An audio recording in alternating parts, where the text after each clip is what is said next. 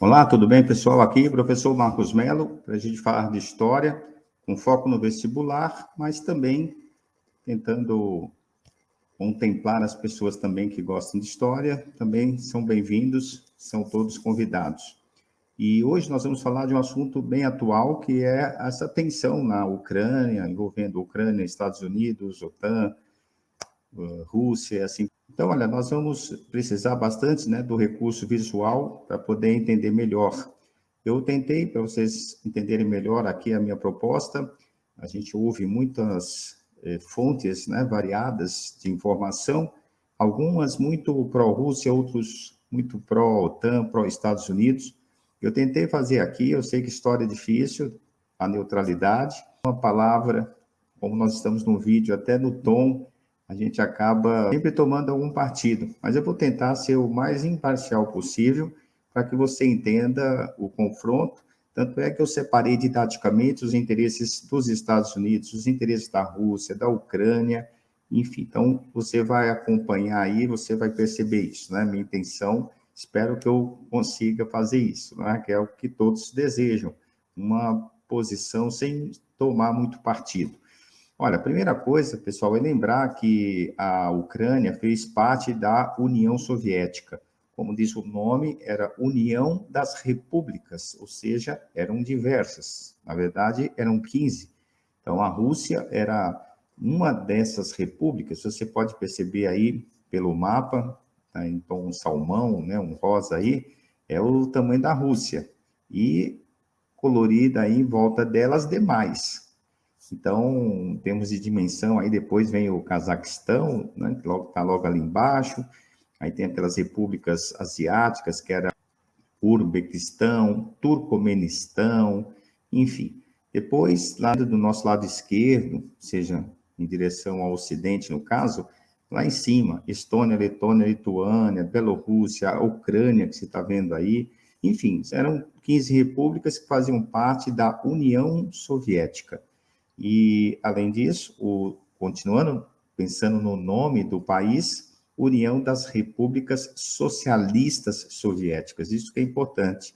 Eles, até então, eram países socialistas.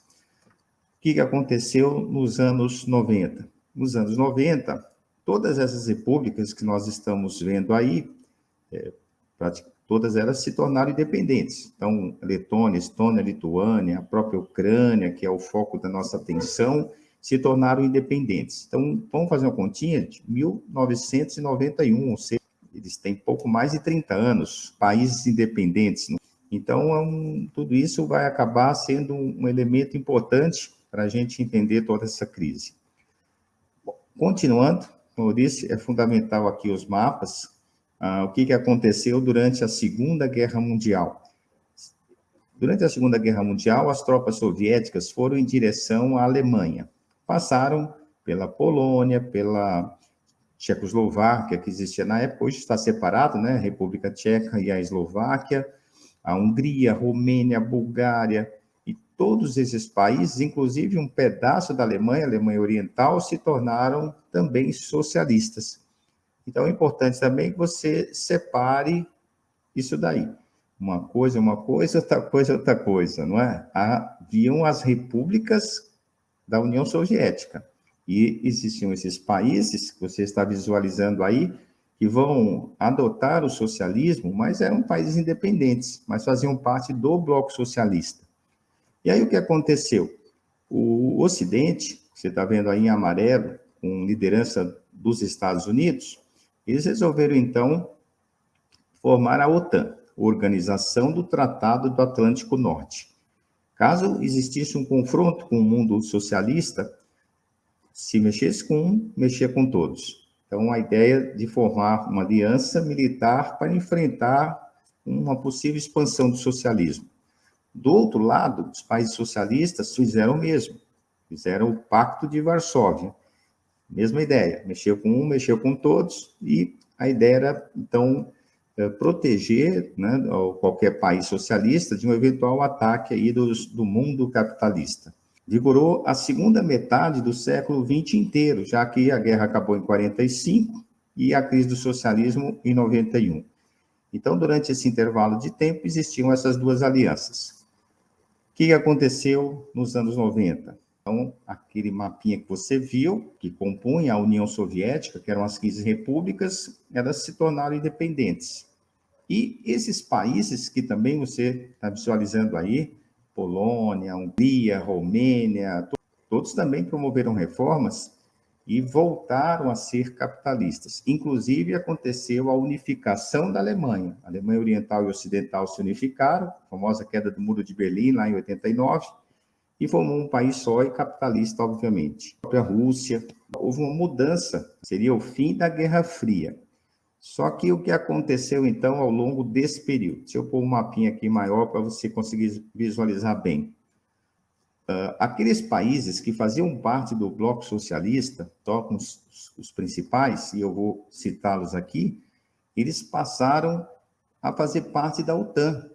Então, olha, por exemplo, 1, 2 e 3 lá em cima, Estônia, Letônia e Lituânia, eles ingressaram, né, você está vendo ali a legendinha, em 97 na OTAN. Então, você percebeu a mudança? Quer dizer, o Pacto de Varsóvia não existe mais, certo? Com a crise do socialismo, o Pacto de Varsóvia não existe, mas a OTAN continua existindo. O 4, que é a Polônia, enfim, todos aqueles países, Hungria, Romênia, passaram a fazer parte da OTAN. Então, olha, se você bater os olhos, você vai ver que houve posso dizer, um cerco da Rússia. Vocês estão vendo? Sobrou ali quem? A Bielorrússia, a Ucrânia. Então, olha, a Rússia, ela se sentiu ameaçada com esse avanço, porque é nitidamente um avanço em direção a ela. E ela não quer permitir que a Ucrânia faça parte da OTAN, porque aí, literalmente, ela vai ficar cercada. Vários países que já fazem fronteira pertencendo à OTAN.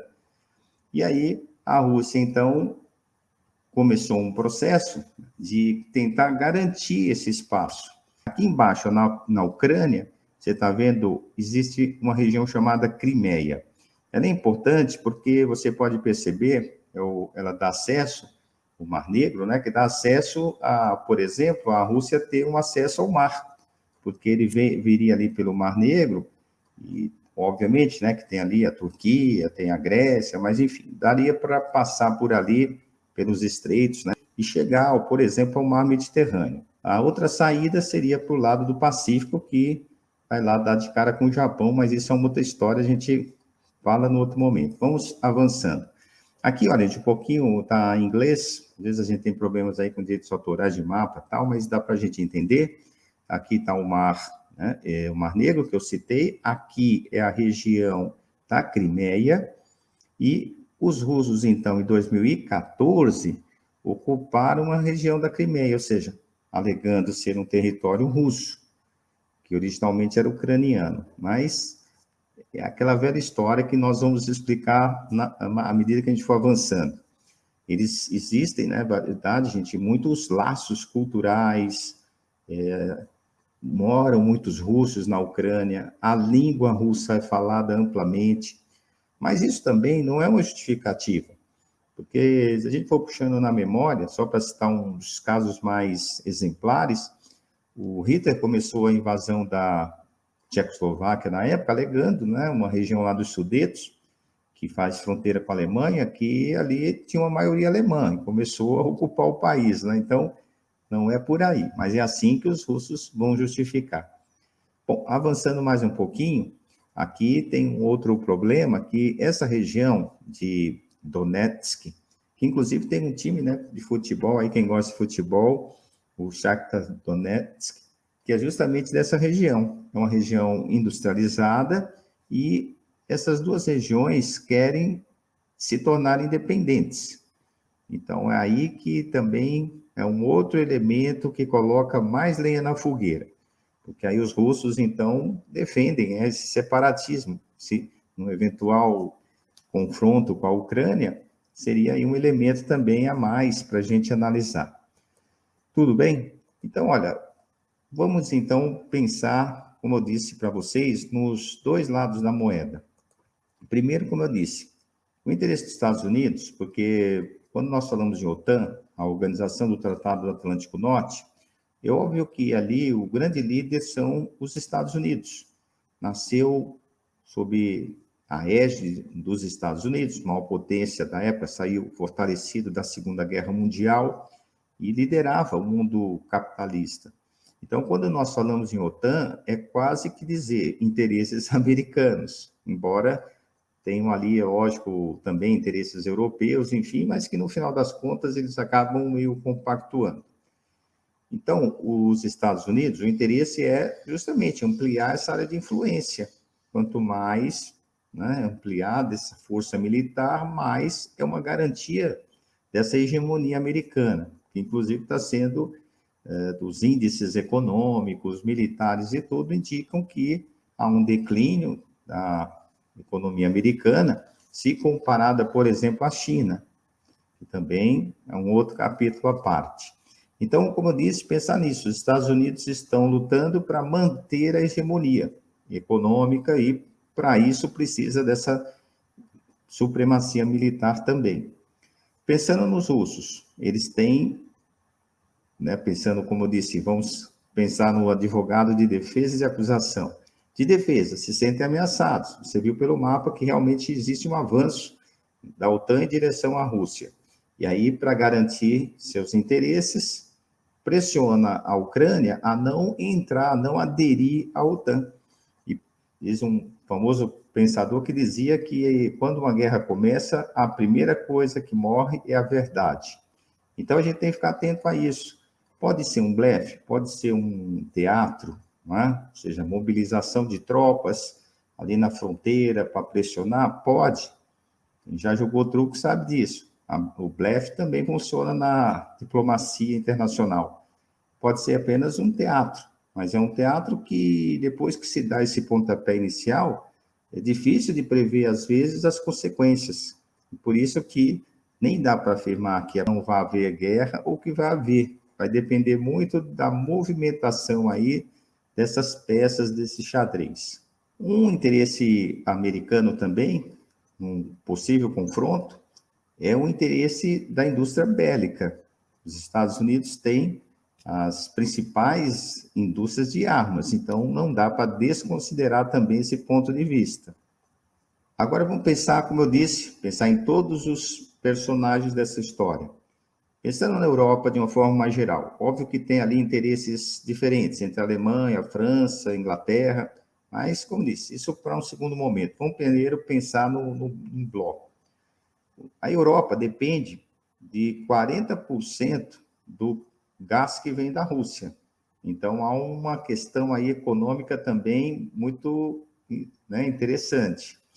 Agora, pessoal, boicotes, bloqueios e boicotes, sempre tem aquela via de mão dupla.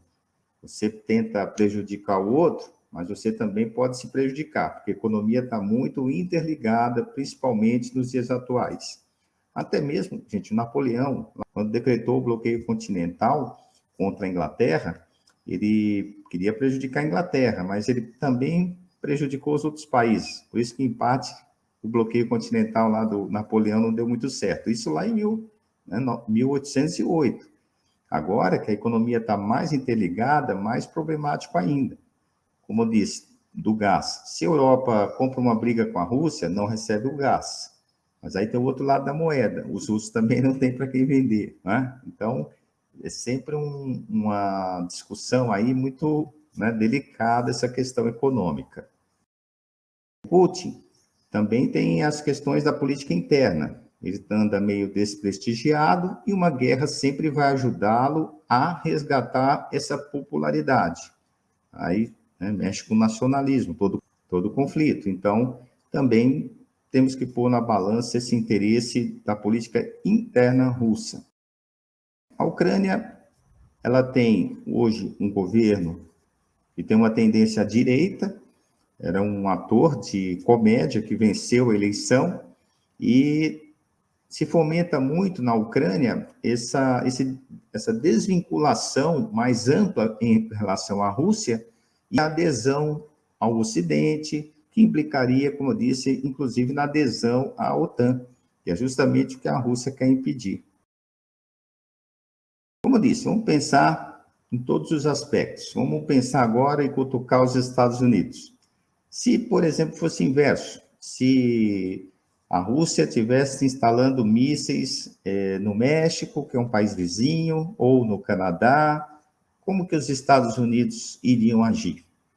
Até atendendo muitos pedidos aí, às vezes pessoas que seguem o canal, amigos, pedindo uma posição assim mais isenta, porque falavam justamente isso, né? Que quando vão ler num jornal, ver uma TV, há sempre uma tendência a receber notícias já tendenciosas.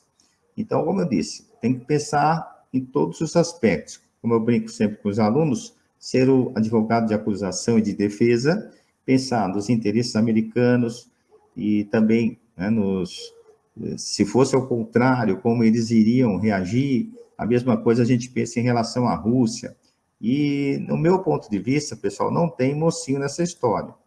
Todos aí estão lutando por, né, os Estados Unidos por manter a hegemonia, os russos pensando na sua segurança, como disse o Putin, com interesses ali, né, também da política interna. Se eventualmente existir um ataque russo à Ucrânia, nós não temos, nesse momento, como avaliar a dimensão disso, porque pode ter aquele efeito dominó que outros confrontos, né, mundiais já aconteceu. Sabe aquele joguinho do dominó, coloca um atrás do outro, em pezinho, e depois derruba o primeiro e todos vão? Isso que é o grande risco. Quer dizer, a guerra ganhar uma dimensão maior,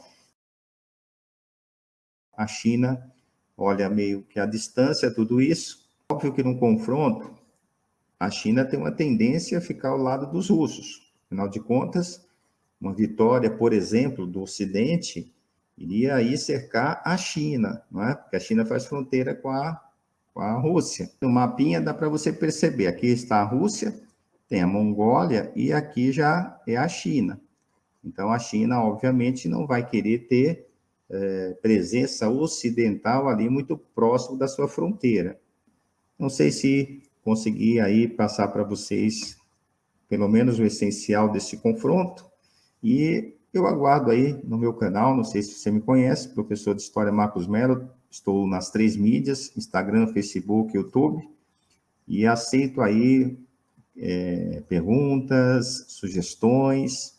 Então é isso, aguardo vocês, eu estou diariamente, como eu disse, nessas 3 mídias, e sempre, né, diariamente postando aí novidades, e, enfim, então se você gosta desse tema, se inscreve, aciona o sininho para ser avisado quando tem os vídeos novos, e eu te aguardo aí num próximo assunto, numa próxima conversa, beleza? Então é isso, forte abraço para todos, garotos, garotas, e todos aqueles que gostam de história.